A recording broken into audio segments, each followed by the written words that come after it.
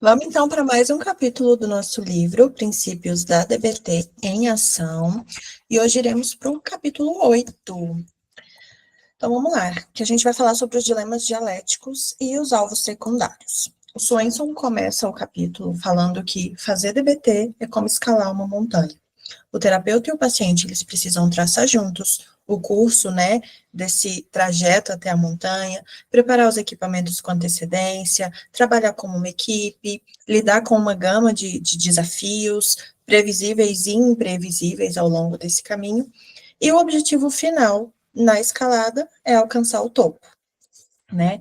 E na DBT, o objetivo final é que o paciente viva uma vida que vale a pena ser vivida. Porém, enquanto a gente está subindo essa montanha, a gente vai ter alguns desafios, né? Pensando na analogia da montanha, a gente vai atravessar correntezas, escalar rochas íngremes, perder, encontrar o caminho várias vezes e superar o desânimo. Então, o verdadeiro trabalho é atravessar esses desafios, assim como na DBT também, né? Que a gente precisa aumentar o comprometimento, reduzir a autolesão, diminuir o uso de substâncias, entre inúmeros outros desafios que a gente tem nesse curso, até que a gente chegue lá no topo da montanha. Então, a gente precisa vencer esses obstáculos, né? E o que são esses obstáculos quando a gente está falando de DBT? São os padrões comportamentais que são encontrados diariamente ali na terapia. Padrões comportamentais que acabam sendo ali os problemas que a gente precisa lidar no dia a dia, que o paciente lida também.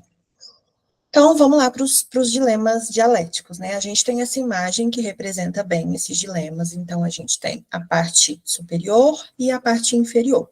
Essa parte superior, ela é mais ligada às questões biológicas. A gente tem ali as crises implacáveis, a vulnerabilidade emocional, a passividade ativa. A gente vai falar um pouquinho melhor de cada um. E na parte de baixo, a gente tem fatores mais ligados ao social, que é a competência aparente, a autoinvalidação, o luto inibido. E a Linehan categorizou, né, todos esses padrões nesses três pares de extremidades opostas.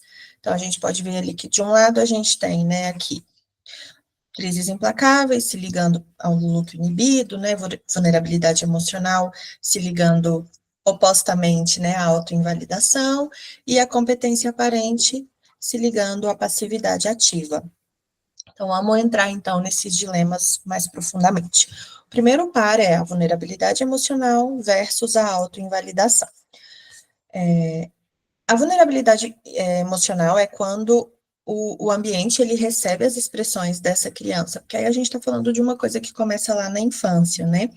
Quando ele recebe as expressões emocionais dessa criança, com críticas, com julgamentos, com punições. Então, é aquela típica: você está chorando para quê? Você não tem motivo para estar chorando. Ou até mesmo nega, né? Acaba sendo negligente aquilo que a criança está trazendo. E, consequentemente, muito pouco esforço é feito para ajudar essa criança a lidar com isso. Então, esse paciente, essa criança que vai se tornando um adolescente, um adulto, acaba não tendo uma pele emocional, onde qualquer vento leve ali pode desencadear surtos de agonia emocional. Então, surtos de raiva, surto de tristeza, surtos de vergonha, emoções muito intensas. Daí vem, né, o medo, vergonha, raiva, culpa, e o paciente acaba recorrendo a comportamentos destrutivos para lidar com isso tudo. Afinal de contas, ele não aprendeu lá, né? Toda vez que ele trazia uma emoção, ele era criticado, julgado e punido, e ele não aprendeu como lidar com isso. Do outro lado, a gente tem a autoinvalidação, que acaba sendo uma herança desse ambiente invalidante. Então, o paciente vai ali imitando aquelas figuras do ambiente, né, que ele teve e acaba fazendo as mesmas coisas que aquele ambiente fazia. Afinal de contas, como ele poderia ter aprendido algo diferente? Aquilo ali era o modelo que ele tinha, aquilo ali meio que foi dizendo para ele que é assim que funciona. Então, ele também reprime, ignora, julga e acaba se autoinvalidando. Temos, então, o outro par, passividade ativa versus competência aparente. Na passividade ativa, justamente, né, uma passividade onde o paciente é ativo em recrutar ajuda, mas geralmente isso é feito por uma perda do controle comportamental. Então, onde um comportamento de crise desencadeia o suporte. A gente pode pensar, por exemplo, em comunicações suicidas, né, onde o paciente comunica para as pessoas que vai se matar. Isso é uma forma dele acabar recebendo ajuda, mas de uma forma passiva, onde ele não está efetivamente tentando resolver o problema. Ele não está ali, pensando em um paciente que faz terapia, por exemplo, ele não está ali usando as habilidades que ele poderia usar, contatando o terapeuta para ganhar ajuda para o uso dessas habilidades, usando o plano de crise. Então, ele é ativo no pedido de ajuda, mas por meio de uma perda do controle. Do outro lado, a gente tem a competência aparente, que é a não expressão do sofrimento emocional em um contexto em que em que as pessoas poderiam fornecer ajuda. Então, essa supressão do sofrimento que está errado ali e a dificuldade em comunicar acaba resultando numa situação onde ninguém percebe o quanto aquela pessoa está sofrendo.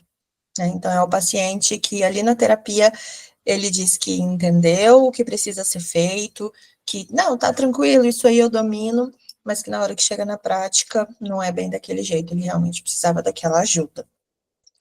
Temos o último par de dilema, que são as crises implacáveis versus o luto inibido. Nas crises implacáveis, a gente pode pensar que esses pacientes, né, com TPB, eles vieram de um número de eventos traumáticos maior do que a média das pessoas. Então, em um ambiente invalidante, esse indivíduo, ele reconhece e processa as perdas e os traumas de uma forma diferente das pessoas que não passaram por tanta invalidação assim. Porque no ambiente invalidante, os cuidadores demonstraram desinteresse e comunicaram que aqueles eventos eles não aconteceram ou não foram tão graves. Eles minimizam aquele sofrimento. Já para quem não teve isso, foi ensinado ali uma forma de passar por aquilo. Então, o que para uma pessoa que não tem TPB pode ser muito mais fácil de assimilar, de lidar e de seguir em frente, para esse paciente não, porque ele não teve a base para lidar com aquilo ali. Então, incapaz de processar ou de tolerar o impacto que esses eventos causam, esse indivíduo ele age com desregulação emocional, com impulsividade, com esses comportamentos destrutivos que acabam virando um ciclo de crises, né? Por isso, crises implacáveis. Do outro lado, a gente tem o luto inibido, né? Que acaba sendo um excesso de controle.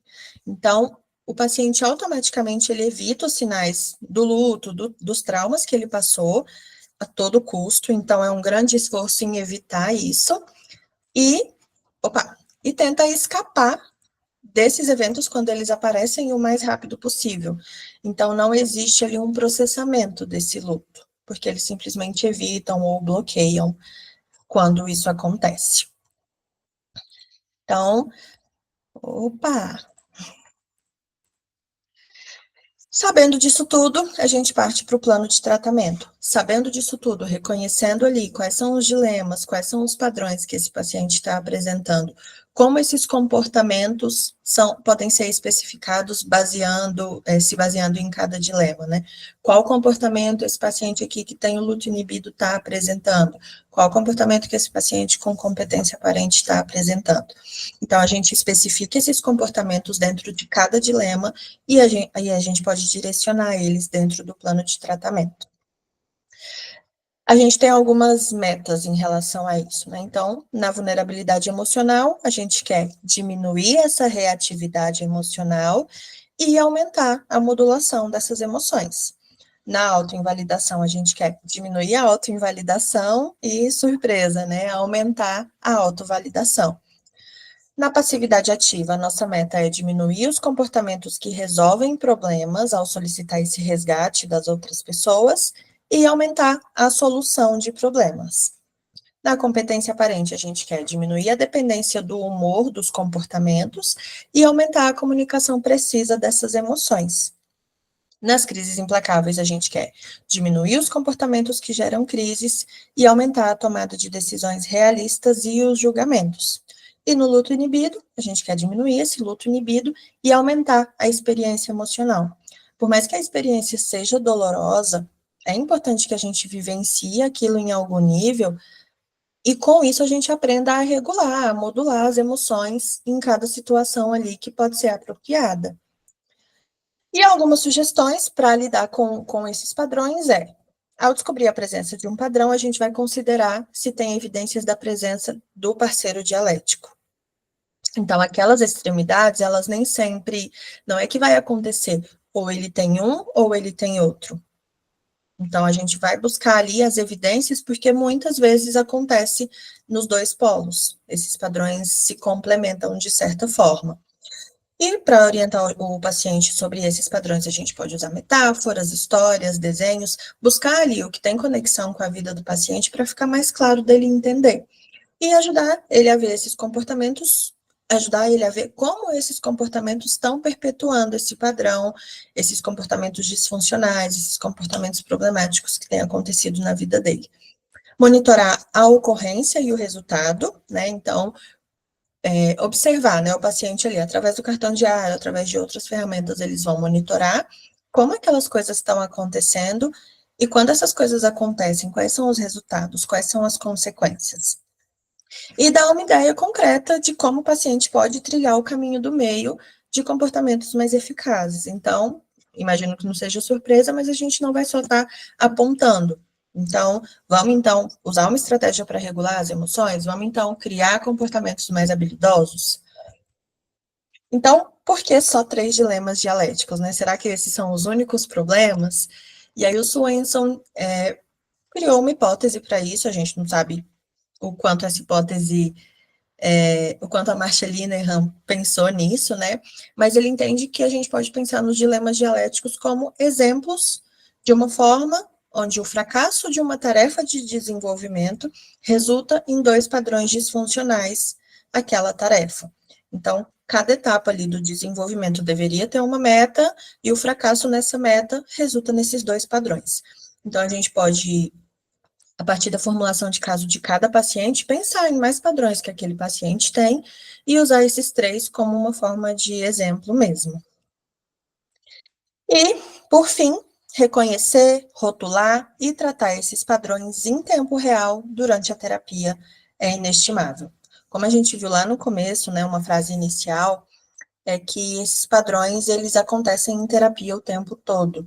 Então, perceber isso, rotular e tratar, orientar o paciente sobre aquilo também, tem um valor fundamental na terapia. As coisas se desenrolam de uma forma melhor quando a gente está olhando para esses padrões também. E no capítulo 8 terminamos aqui, e logo a gente volta com o 9.